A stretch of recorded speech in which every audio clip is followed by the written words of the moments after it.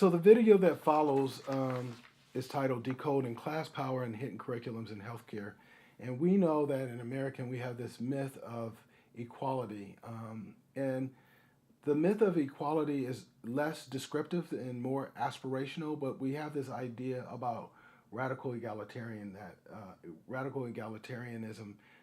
that functionally and aspirationally that we're all equal in class.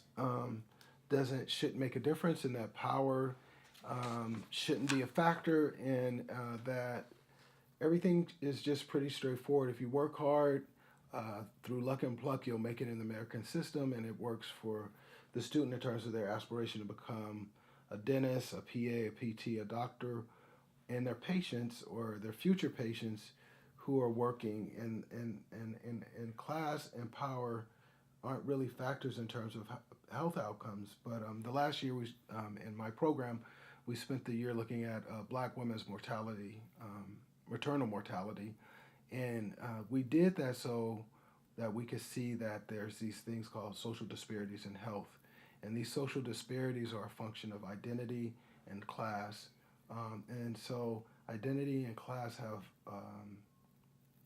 have implications on both sides of the equation in terms of the careers and trajectory of someone who aspires to be a physician and move on up the food chain in medicine, and for patients who are working in a context in which their class may facilitate access to healthcare, may also create other kinds of issues that lead to disease, and likewise, class may be a factor in not getting health care and then having other kinds of negative health outcomes. So I'm interested in seeing how our students render legible ideas of class power in hidden curriculums in their preparation, but also in the structures that shape the health outcomes for everyone. Our topic is class power in the hidden curriculum and how it relates to our preparation for future healthcare. The way we interact with patients should provide an environment that accommodates all statuses and social standings. Keeping in mind as future healthcare professionals, it's crucial to express structural competency or giving voice to those who derive from different backgrounds. Having prior knowledge on this concept will allow for an unbiased healthcare system. Healthcare inequalities begin with not having a full understanding of the differentiations among individuals.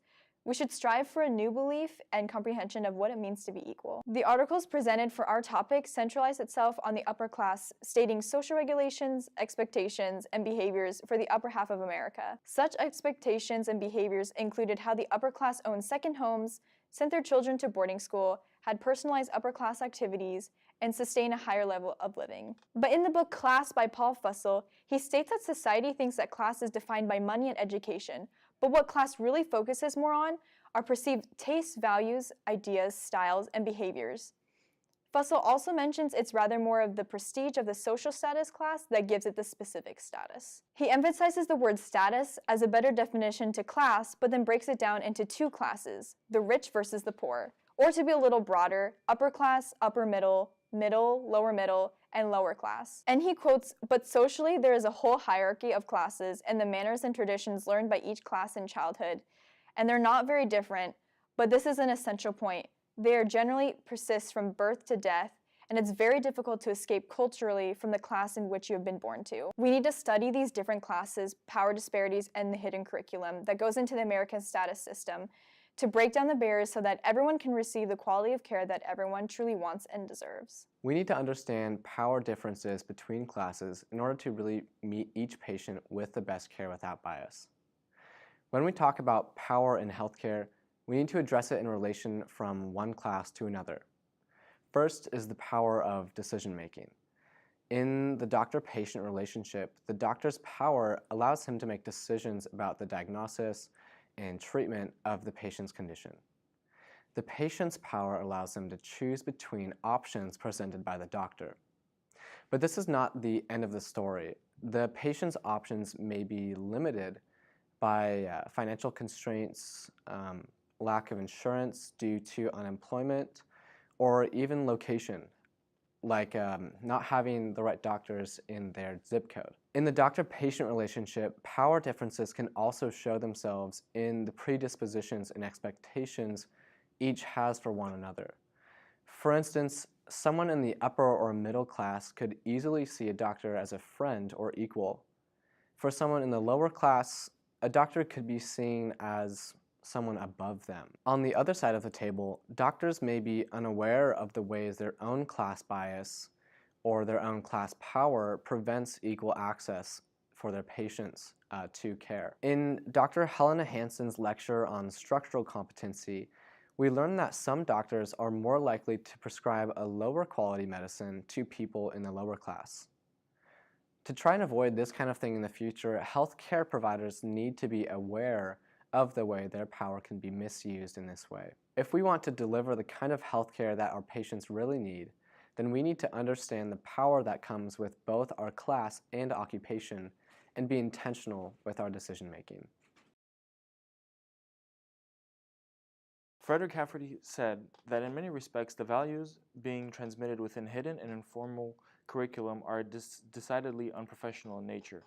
Therefore, Frederick Hafferty argued that becoming a professional takes shape more within medicine's informal and hidden curriculum than within its formal identified teaching modules, because medical educators are fast becoming masters of delivering a product that no one can define. In other words, they create a curriculum that is so difficult to define and follow.